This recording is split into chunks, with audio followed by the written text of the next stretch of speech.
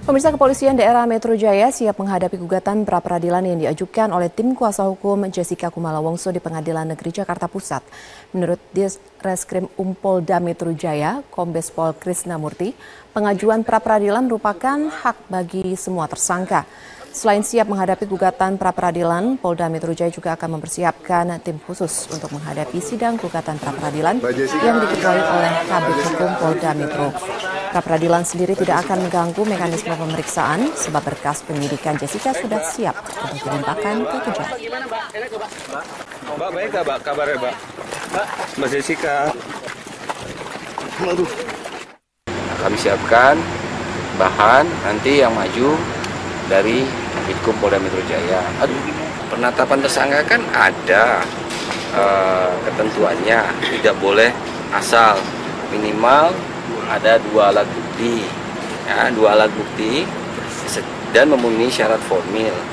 Nah itu nanti kami sampaikan di sidang pra-peradilan, ini alat bukti kami. Nah, dengan teknisnya bagaimana nanti di sidang pra-peradilan. Jadi sekarang jangan bicara andai-andai, kita bicaranya kami persiapan nanti apa dan. Rumah terduga teroris di Bima, Nusa Tenggara Barat hingga kini masih dipasangi garis polisi pasca penggerebekan yang dilakukan oleh tim Densus 88 Anti Teror Mabes Polri pada Senin lalu. 3 unit rumah warga yang berada di lingkungan Penato, tepatnya di RT 02 RW 01 Kelurahan Penatoi, Kecamatan Punda, Kota Bima, Nusa Tenggara Barat ini masih terpasang garis polisi. Orang tua dari terduga teroris yang tewas membantah anaknya terlibat jaringan teroris. Pada penggerebekan yang dilakukan pada hari Senin lalu, polisi menembak mati seorang terduga teroris dan menangkap 2 orang lainnya. Ketiganya diduga terkait dengan jaringan teroris Poso.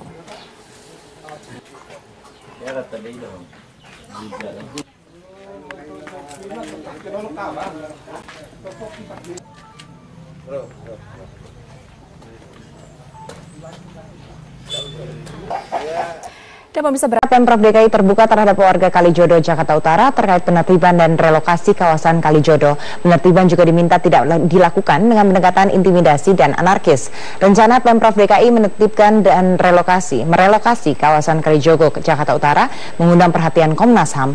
Usai menemui perwakilan warga Kalijodo yang mendatangi kantor Komnas HAM, Komisioner Komnas HAM Hafid Abbas mengatakan relokasi warga harus diselesaikan dengan baik. Keinginan Pemprov DKI yang ingin mengembalikan kawasan Kalijodo ke jalur hijau harus disampaikan secara terbuka kepada warga. Warga harus mengetahui alasan mengapa ada relokasi. Karenanya perlu ada dialog yang terbuka dan demokratis antara warga dengan Pemprov DKI. Pemprov juga diminta untuk menyediakan tempat bagi warga yang terdampak relokasi seperti rusun agar warga tidak terlantar.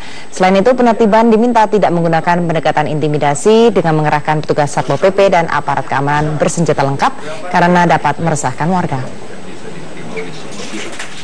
Di warga itu bisa resisten dan bisa terjadi perlawanan kalau mereka tidak memahami apa dasarnya mereka harus digusur, sebab dia punya bukti kepemilikan yang sah menurut mereka, ada pembayaran pajak, dan ini sudah dihuni hampir 40 tahun. Nah, kalau tiba-tiba dilakukan tindakan sepihak tanpa dialog, ya memang bisa rawan ya. Tapi kami juga tadi melihat pertimbangan gubernur dalam surat yang disampaikan ke warga. Pertama itu mau dijadikan sebagai kawasan hijau, ya kan? Yang kedua di situ tidak ingin ada kawasan prostitusi, ya kan? Makanya ada alih fungsi, ya. Jadi warga diberi pelatihan kembali, dialihkan mau ke pekerjaan mana yang terkait. Yang ketiga ada relokasi, memang dia disiapkan rusunawa yang disewa itu. Tapi warga tadi menyebut bahwa belum pernah ada komunikasi begitu. Jadi lagi-lagi ini tidak mudah ya, tidak bisa diambil keputusan sepihak. Perwakilan warga Kalijodo yang mengadu ke Komnas HAM mendesak adanya dialog antara warga dengan Pemprov DKI. Warga mengaku bukan penduduk ilegal karena tiap tahun membayar pajak PPP. Kalau sudah kita putar balik ke belakangnya. Ya. Kalau bagian depan ntar dibikin di pram. Pembongkaran pintu tol Cikudir 2 pasca ambruknya atap gardu tol tersebut. Maria Lizia Hasri akan melaporkan selengkapnya dari tol Cikudir 2 Bekasi, Jawa Barat. Maria, apa upaya yang dilakukan Jasa Marga agar beberapa pintu tol Cikudir 2 bisa dibuka kembali?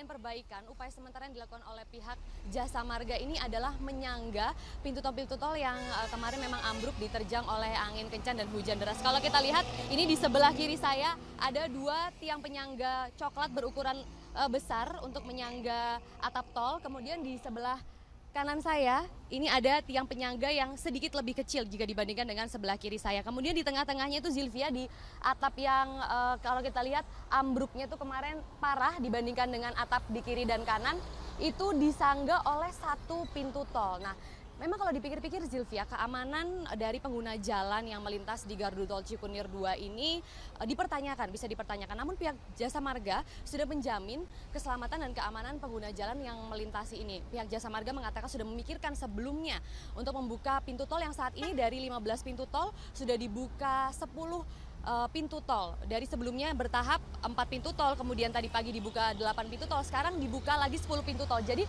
otomatis hanya ada 5 pintu tol saja yang belum bisa dioperasikan seperti itu.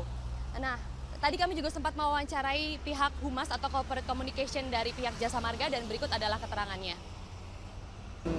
Salah satu jalur yang vital juga ya, menghubungkan antara Cikampek dengan Jakarta Lingkar Luar.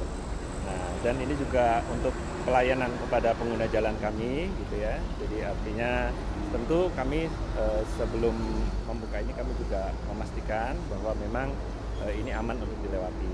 Sehingga memang belum semua lajur transaksi di gerbang tol ini kami buka, demikian. Zilvia. Maria, berapa lama waktu yang dibutuhkan Jasa Marga untuk memperbaiki keseluruhan atap gardu tol? Zilvia, perbaikan sementara saat ini masih dilakukan, namun untuk perbaikan keseluruhan itu tadi pihak Jasa Marga belum dapat memastikan berapa lama waktu yang dibutuhkan. Pihak Jasa Marga mengatakan ingin berfokus terhadap yang penting seluruh pintu tol ini dapat beroperasi terlebih dahulu karena memang perbaikan keseluruhan kalau kita lihat itu terbuat dari baja sedikit waktunya lebih lama. Sehingga memang saat ini diprioritaskan untuk membuka jalan tol semua, kemudian keselamatan dari para pengguna jalan tol karena memang kalau kita bandingkan kemarin atap yang dirasa tidak ada masalah itu bisa ambrol terkena hujan dan juga angin kencang, apalagi sekarang yang kalau kita lihat ada kerusakan yang bisa dibilang ini cukup parah sehingga jika ada hujan atau angin kencang yang diprediksi nanti akan terjadi lagi ini bisa rawan ambruk lagi begitu Zilvia. Demikian Zilvia untuk sementara yang dapat kami laporkan dari gerbang tol Cikunir 2. Maria Lizia Hasri, terima kasih atas laporan Anda. Pemirsa, banjir yang menggenangi tol Cikarang kilometer 34 dan kilometer 37 Minggu malam lalu pagi ini telah surut. Kendaraan dari arah Jakarta menuju Cikampek dan sebaliknya sudah dapat melintas dengan normal. Gerbang tol Cikarang Timur yang sempat ditutup semalam juga telah dibuka dan dapat dilintasi kendaraan. Arus lalu lintas dari arah Jakarta menuju Cikampek dan sebaliknya pun terpantau ramai lancar.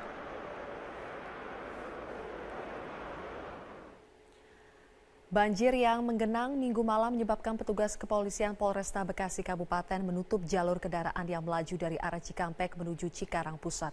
Kendaraan dialihkan menuju gerbang tol Cibatu kilometer 34. Kepadatan pun terjadi mulai kilometer 37 hingga kilometer 47. Penutupan terjadi dari pukul 5 sore, namun jalur kembali dibuka pukul 9 Minggu malam. Banjir yang terjadi semalam disebabkan oleh hujan deras yang mengakibatkan debit air di situ Alam Sari meluap dan membuat tanggul jebol. Untuk mengantisipasi hal ini agar tidak kembali terjadi, PT Jasa Marga akan berkoordinasi dengan pihak pengembang untuk memperluas penampung situ Alam Sari dan membenahi sistem drainasi tol agar dapat menampung genangan air saat hujan deras.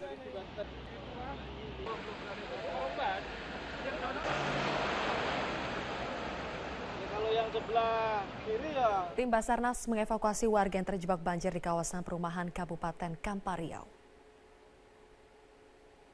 Pakai apa itu Bu? Wah, ini naik tinggi.